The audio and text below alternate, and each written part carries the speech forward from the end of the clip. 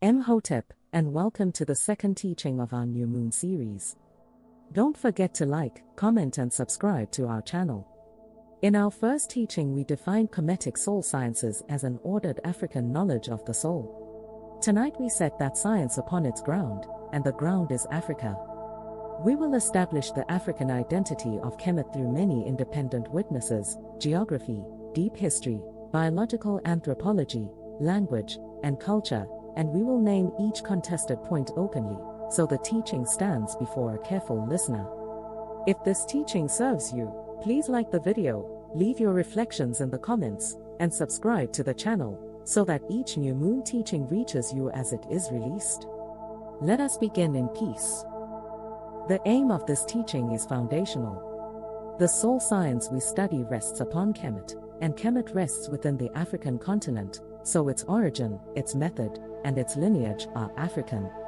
A teaching of integrity sets its ground before it builds upon it, and this evening is that grounding. And because our whole path is remembrance, remembering the ground on which the science stands, is itself part of the soul's work of return. So we lay that ground tonight with patience and with care. A responsible teaching is known by its method. We will rest the case on no single proof, because a single proof can be answered and set aside. Instead we gather many independent witnesses, geography, deep history, biological anthropology, language and culture, and we let their convergence carry the claim, since it is far harder to move many witnesses that agree. Where a point is contested, we name it plainly and we rate the strength of the challenge. This discipline is Tep Heseb, the Kemetic principle of accurate reckoning by the correct method, and it is itself an African way of knowing. We begin with the plainest witness, the land itself. Kemet occupies the northeastern corner of the African continent, joined to the Sahara to the west and the Sudan to the south. The Nile gathers its waters from the Great Lakes of Central Africa, and from the Ethiopian highlands, so the river carries the interior of the continent northward into Kemet. To the south lie Ta-Seti, the land of the bow, and the kingdom of Kush, and the Kushite city of Kerma rose as a great African power beside, and before dynastic Kemet. The geography alone places Kemet within Africa, drawing its very life from the African interior. Before the dynasties, African peoples of a green and well-watered Sahara herded cattle and watched the heavens. At Nabta Playa, in the Nubian desert of the south, megalithic stone alignments track the summer solstice and the turning of the stars, dated near 4,000 years before the Common Era, and African astronomy older than the Great Pyramids. As the Sahara dried across the following millennia, these peoples carried their cattle cult, their sacred kingship, and their cosmology into the Nile Valley. The Badarian and the Nakada cultures of pre-dynastic Upper Kemet grew directly from this African movement, so the roots of Kemet reach down into African soil and African peoples. The name Kemet is often offered as the proof, and honesty asks us to handle it with care. The attested word is KMT, the black land, written with the black sign and the sign of land.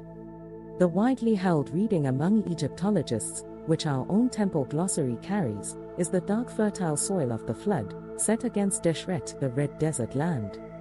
Cheikh Anta Diop read the same black land as the land of the black people, and many Egyptologists dispute that reading. So we place the word here as an honest and contested point, and we rest the larger case upon origin and evidence rather than upon this single word, which keeps the teaching strong under challenge. Cheikh Anta Diop built much of his case in physical anthropology. He conducted melanin dosage tests on mummified tissue, he measured skeletal and cranial remains, and he examined blood group data, arguing together for an African population. Later biological anthropology, in the careful work of S.O.Y. finds Nile Valley remains patterning most closely with Northeast African and Tropical African series. The valley shows deep population continuity across the dynasties, with strong and sustained connections southward to Nubia and Kush. On the newest front, the ancient DNA studies, drawn so far from limited and mostly later samples in the north, remain contested and unsettled, so we hold that particular question open with honesty. Language offers a further witness.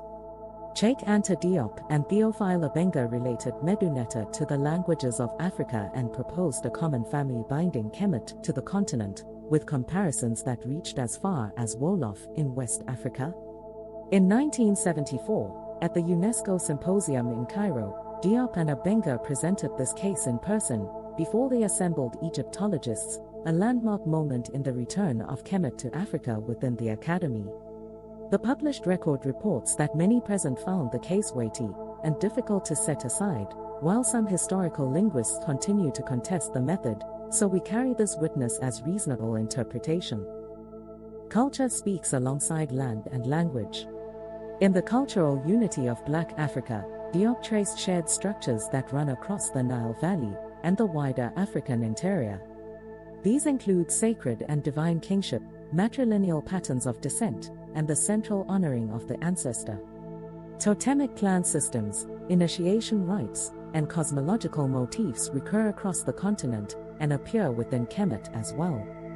Read together, these many continuities describe one cultural, river-fed by many tributaries, and they place Kemet within the great family of African civilization rather than apart from it. Kemet left its own image of its people, portrayed across the painted registers of tomb and temple. Among the later witnesses, the Greek historian Herodotus described the people of the Nile as dark of skin and tightly coiled of hair. Diodorus Siculus reported that the Kushites of the south held Kemet to be a colony descended from Kush. These classical accounts are secondary sources, set down long after the fact and in another tongue, so we weigh them with care and let them support the case rather than carry. The primary witness remains Kemet's own self-representation in its art. There is a history behind this very question. For generations, much of European scholarship detached Kemet from Africa and credited its works to peoples from outside the continent. The Hamitic hypothesis, now thoroughly discredited, framed African achievement as the gift of a lighter-skinned race. The generation of Cheikh Anta Diop, Théophile Obenga, John Henry Clark, Asa Hilliard, and Jacob Carruthers did the disciplined scholarly work of returning Kemet to its African home. The 1974 UNESCO Symposium stands as a turning point in that restoration within the Academy, and we stand within that lineage of restoration as we teach. Why does all of this matter for the initiate? Because the soul sciences we practice are an African ancestral inheritance, and our whole path is remembrance. To remember the soul fully is also to remember its ground, the ancestral river that runs beneath the ritual and the breath. For those whose families were carried far by displacement, this return gathers again what was scattered, in the very pattern of Oset restoring the scattered body of Alsa. So the African ground belongs to the healing itself, and remembering it is part of the work the science asks of us.